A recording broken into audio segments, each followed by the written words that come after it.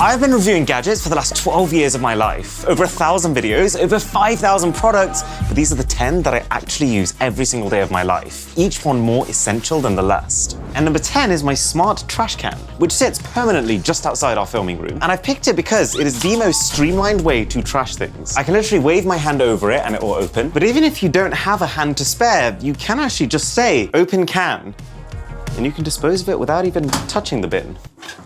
Pretend that fits. Not to mention the 2 separate compartments so I can recycle things easier, the anti-fingerprint, anti-germ finish, and the fact that it's built to hide the existing bin liners that you have in there, while also giving you a really quick way to top them up from the back. Really has been revolutionary. Now, if there's one thing I've learned by testing the thousands of gadgets I have, it's that while the coolest gadgets are the ones that can dramatically change the way you live your life, oftentimes the best gadgets are the ones that mean you don't have to.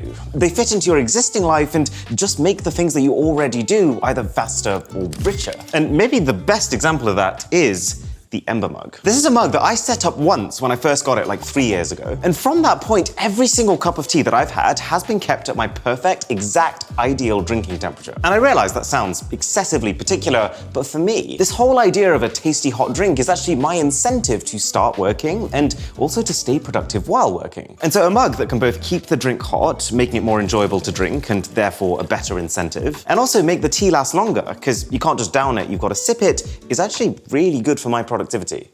And funnily enough, it actually makes me drink less caffeine too, because 1 cup takes me 1.5 hours to finish. So right now the tea is at around 55 degrees Celsius. So let's see what temperature it's at the end of the video.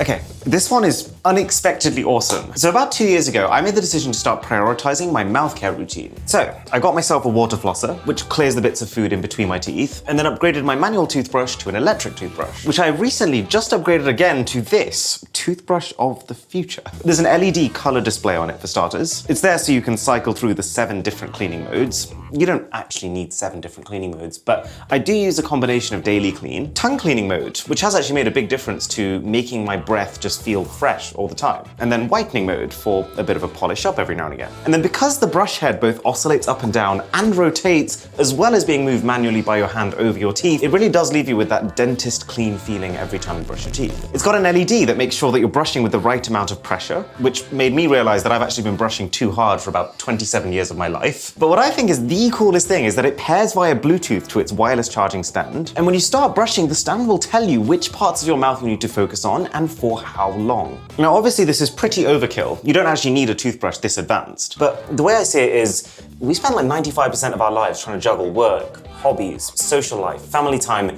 But if you're not healthy, you can't enjoy any of those things. So if there is a gadget that allows you to spend the same amount of your time doing something, but just be healthier because of it, then it definitely makes sense to at least invest somewhat in that. Now, ever since I made that video on gadgets that think different, and I covered the Balmuda Toaster, this thing has had a permanent place in my kitchen, my heart. Matter of fact, ever since I first locked lips with a piece of wholemeal goodness from this machine, which basically uses water to give your bread a steam bath, making it crispy on the outside yet fluffy on the inside, I have not used a normal toaster once. Really funny, actually. Every single person who comes around here says to me, Aaron, there's no way to make toast better. Toast is just toast. And then I feed it to them, slowly watching as their expression turns from complacency to confusion to a wide grin as they start to realize how wrong they were. Really expensive machine, and it can only do 2 slices of bread at any one time. But if you value the end result more than anything else, I can't recommend it more. But even higher on my tier list is the Roborock S7 vacuum cleaner. I featured it in a sponsor video about 1.5 years ago, but it is so legitimately useful that I still have the thing scheduled to clean at 11:30 p.m. every single day. It vacuums the entire open plan ground floor using laser-based navigation, automatically sucking harder when it's over thicker carpets, and then returning to its base by itself when it's done, emptying all of its goodness into this canister right here. You'll realize over a longer period of time using it that there are some obstacles that it just doesn't like. Like this rug over here is just a little bit too high for it to climb reliably, but then all you need to do is to go into the app and just set it as a no-go zone, and it will just do everything else. But it still literally halves the total amount of time we spend vacuuming in this house. 90% of it is your fault, isn't it? So, at number 5 then, we've got my earphones of choice. I do prefer to use built-in laptop speakers when I'm listening back to our own videos, because that tends to be more representative of how they're going to sound to you. But then when I do end up watching some friends on the go or listening to some music, the earphones that I reach for are the AirPods Pro 2.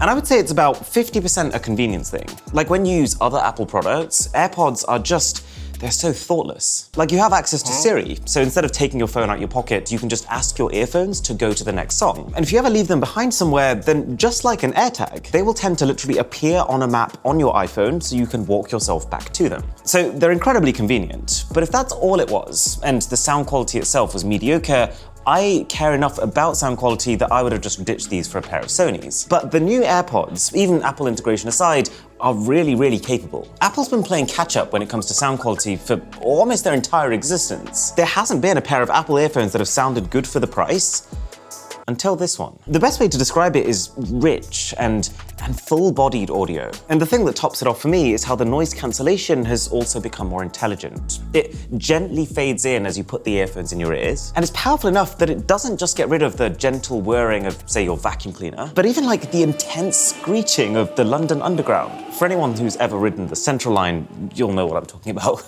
Okay, ever since I upped my exercise intensity for that fitness transformation last year, I pretty much always seem to have some sort of muscle ache. In the process of trying to relieve that muscle ache, I've tried a lot of massages, and the Theraface is currently my #1, and a sub to the channel would be very nice.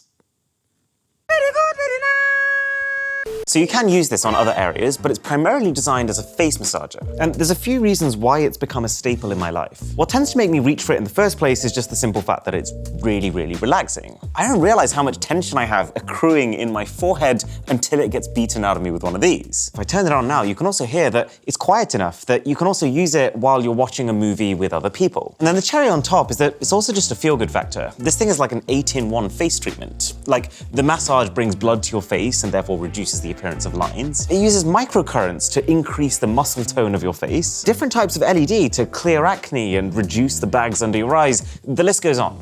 Now, you might remember when I started my fitness transformation, one of the key tools that allowed me to make sure I was getting enough water was the AirUp bottle, which uses these scented capsules on top to trick your brain into thinking that you're drinking flavored water when you're not. Well, since then, I have upgraded to the AirUp Steel, which uses the same interchangeable flavor system, but is also just a really premium bottle, which keeps your cold drinks cold, doesn't discolor over time, and doesn't at all change the flavor of the water, which some plastics can. Now, how much you actually end up liking this product will vastly depend on the expectations you have going in. Because if you buy one of these expecting it will be able to turn water into juice just by using scent, you'll be sorely mistaken. It's more like it gives the water a noticeable scent and then a slight taste. But I mean, that's enough for me to reach for my bottle way more than I otherwise would have. So it's making a big difference to my life. But even more essential to my day-to-day life is my smartphone of choice. And there are actually two that I use right now. The main phone, which I carry everywhere and do all of my work-related things on, is the iPhone 14 Pro Max. It's not the most impressed I've ever been with an iPhone, in that the battery life is slightly weaker than last generation. The cameras pick up a lot of dust and they're kind of hard to clean, and I've ended up turning off the always-on display, which was one of the main new features that it launched with. But having an iPhone as my backbone is also super convenient because A, the key way that I talk to my girlfriend is via voice notes, and they just sound so much better than they do on Android. Oh, guess what? You won't believe it. The new Samsung phone is apparently going to come with a 200 megapixel camera. That is so exciting, right? Sure. B, both myself and a lot of the key people around me also use Apple products, so being able to FaceTime them has resulted in higher quality calls when we're trying to coordinate the logistics of a holiday, for example. And being able to just airdrop them the photos from our latest gathering is a genuine time saving. And C, as I'm starting to make more and more personal videos on the channel, I find myself recording footage on my phone more than I ever used to. For the simple fact that your smartphone is the most convenient camera that you're always going to have with you. And so for as long as the iPhone leads the pack when it comes to video, it's going to be really hard to switch away from that. I've got the Casetify bounce case around it, which is not exactly streamlined, but does give me extreme peace of mind that my phone is protected. And there is also a tiny little heart that my girlfriend has snuck in there for me.